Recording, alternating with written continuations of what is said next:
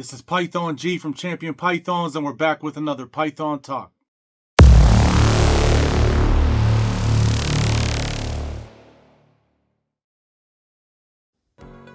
So if you've been following the news, you know there's a big winter storm coming through, or may already be at you, in the Midwest and the East Coast.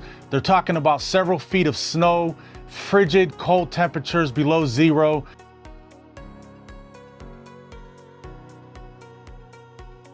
So in this scenario, what do you do with your snakes in case you have a power outage or your furnace goes out inside your snake room, or if you have your snake room inside your home or a snake facility and the power goes out and the temperatures go down because you don't have a heat source? How do you take care of your snakes? So one of the easiest ways to make sure your snake collection is good is having a backup generator. Now, even though that's the easiest and best thing that you can do is have a backup generator, it's also the most expensive. Not everyone can afford to have a couple $100 or not, if not more, generator just sitting around in case of an emergency. But that is the best and the easiest thing to have on hand to help you in case your power goes out and you need to get a heat source to your snake room or your snake facility, whatever the case it may be, is having a backup generator. Even though that's the most expensive, it's the best scenario you can do. So let's say you can't afford a generator, or you just don't have a generator on hand.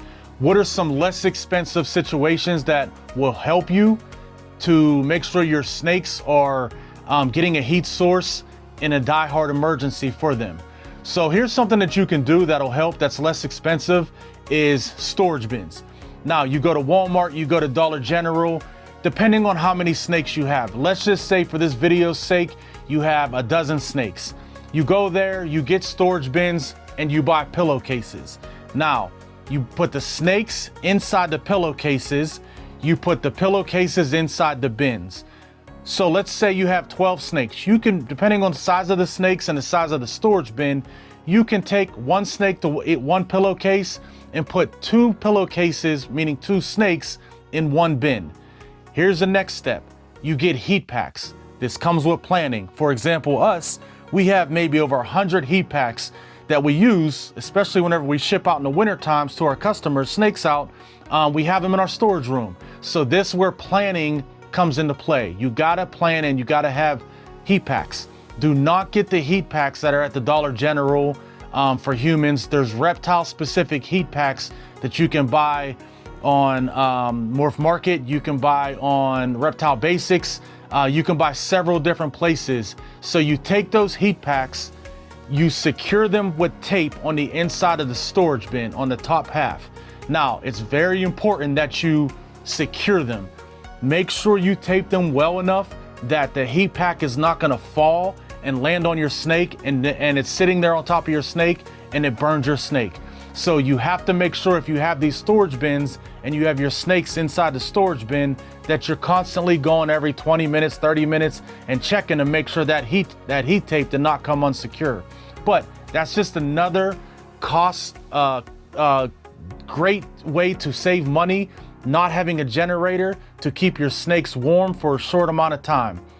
Pillowcases inside the storage bin, snakes inside the pillowcases, secure it, heat tape on the top half of the inside of the storage bin, secured, and that brings off a heat source to basically just keep your snake warm for a short amount of time. That's another option.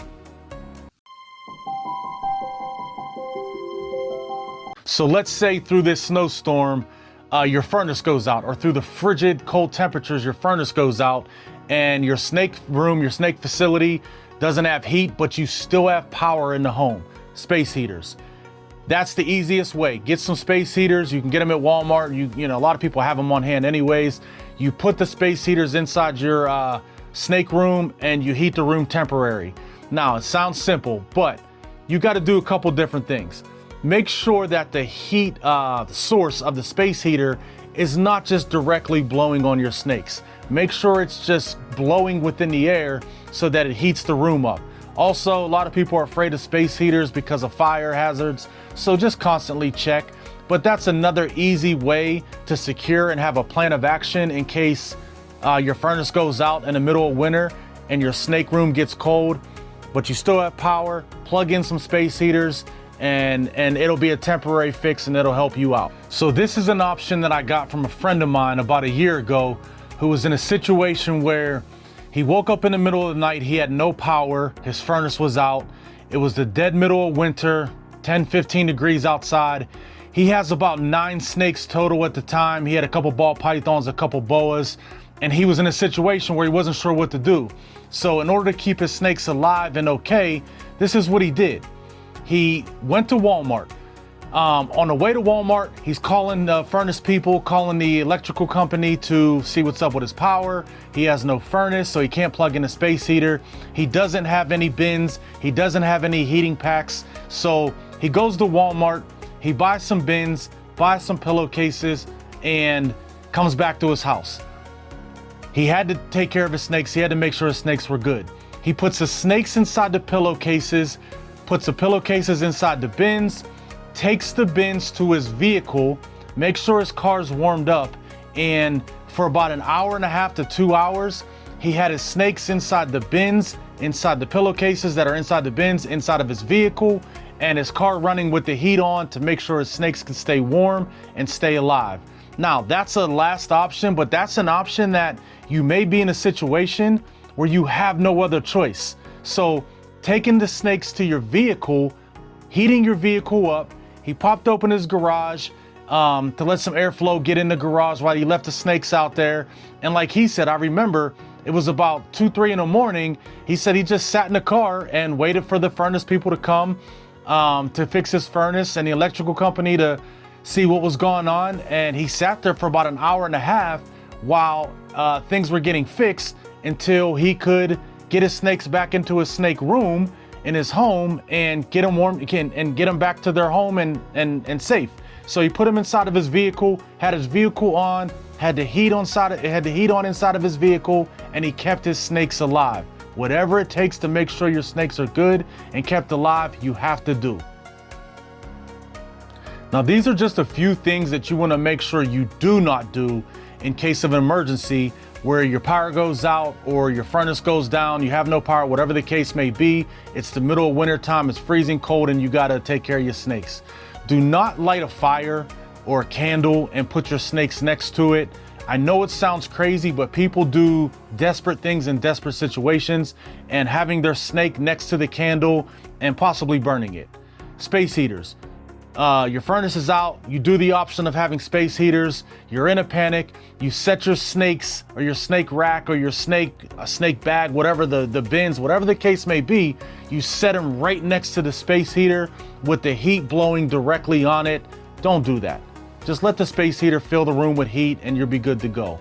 The last thing is, don't just take the snakes out and think that you're gonna easily warm them up, holding them to your body temperature. Now, is that an option in dire need? Absolutely. Your body heat will come off on the snake and it can warm the snake up, but that's just a quick temporary fix. The other options as far as the generator, the bins, pillowcases, heat packs, or the space heaters in the room are a lot better than thinking that in 10 to 15 degree weather, you can take the snake and hold them against your body and it's just gonna be okay for a few hours. That's how sickness happens, respiratory infection or temperature drops. And remember, they have to thermal heat themselves. They cannot thermal heat themselves. You have to help them do it for them and put them in environments that are warm and secure. This is Champion Pythons. This is Python G. Make sure you like, make sure you subscribe, and we'll catch you next time.